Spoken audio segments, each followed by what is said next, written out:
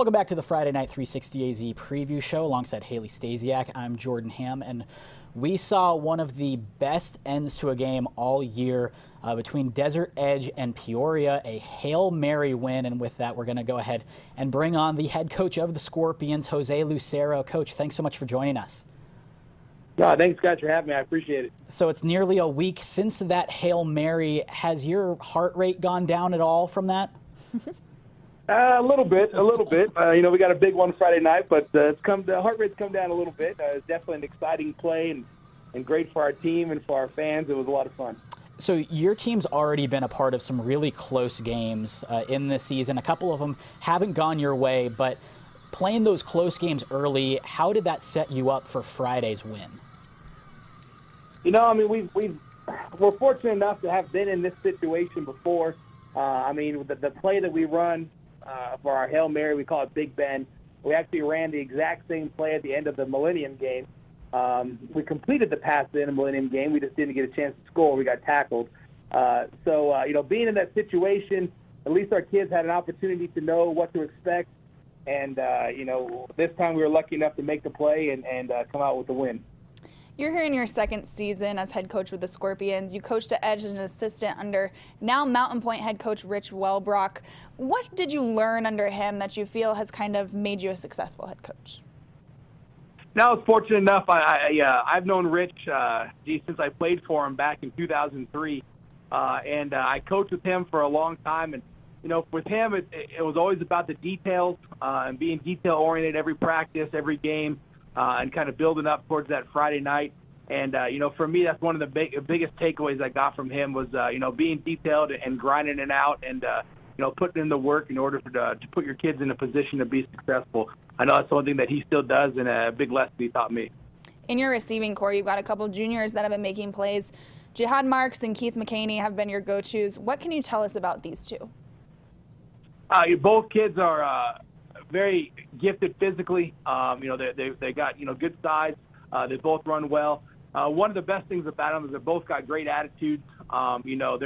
They're not your type of kids where if one of them's having a big game, they're not complaining about getting the ball or anything like that. If the other guy's going off, and it's just been fun to coach them, and it's nice having both of them on the field at the same time. And it's really nice knowing that they're both going to finish out this year for us and then be back next year and continue to expect big things from them.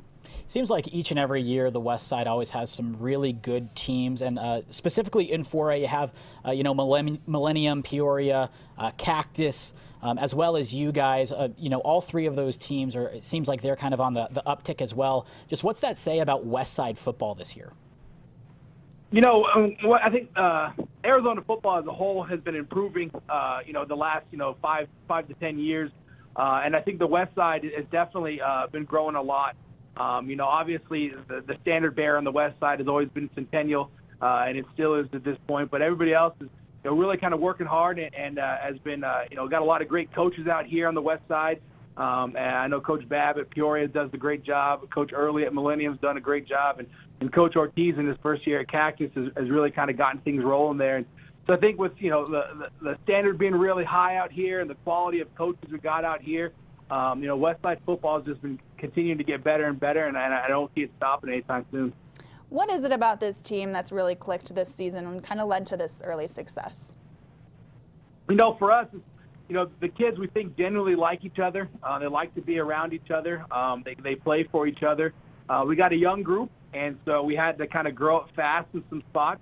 And, I think we've done a pretty good job of handling ourselves in situations. And, at the end of the day, too, I think playing a tough schedule early on has forced us to grow up rather quickly. And that's been a huge benefit for us and, getting better week by week.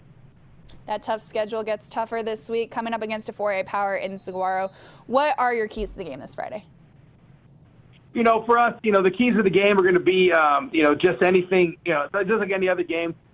We want to make sure we go out and try to focus on doing our jobs and secure the football offensively. And, defensively, we want to be on point and make our reads and keys and run to the ball. Obviously, we know the challenge in front of us is a big one. Saguaro is a great program, and obviously Coach Mons has done a tremendous job over there. And, we just know that we got to really focus on taking care of what we need to take care of and kind of let the chips fall where they may. But we're really excited for Friday night. Appreciate the time, Coach. Good luck the rest of the way this year. Thanks, guys. I appreciate it. Jose Lucero from Desert Edge, and each and every year it seems like they always have, no matter how young they are, seems like they always have a rock-solid team, but going to be a big one against Saguaro. Yeah, we've talked a lot about youth this show today. We talked about the youth and the games that we previewed. Now we're talking about here with Desert Edge. You know, I thought it was interesting when I asked about kind of what has been clicking for this team, how the first thing he said was they like each other. And that's an answer that we've heard from several head coaches this year. It's all about the team clicking and bonding and liking each other. I did a story on Brophy and kind of their post-game thing when they meet, building that brotherhood, and that's been part of their success as well this year. And I think that's just a huge part. And just obviously when you have young guys, he mentioned they had to grow up fast. And once you have that kind of bond where everyone gets it and they click and they get along, that ability to grow up fast and handle this tough schedule that Desert Edge has is good. Obviously, coming up against Saguaro, it's not going to be an easy one, but this is going to be a fun matchup. Yeah, I'm going to be looking at Nasir Sims, the defensive tackle for the Scorpions. Seems like he's been there like 6 years now. But he was another guy that from the get-go as a freshman and a sophomore, he was already making plays. Now he's a senior. And then two guys on the younger side of things, Cameron Steele, leading the team in sacks, and Steven Ortiz with 4 interceptions.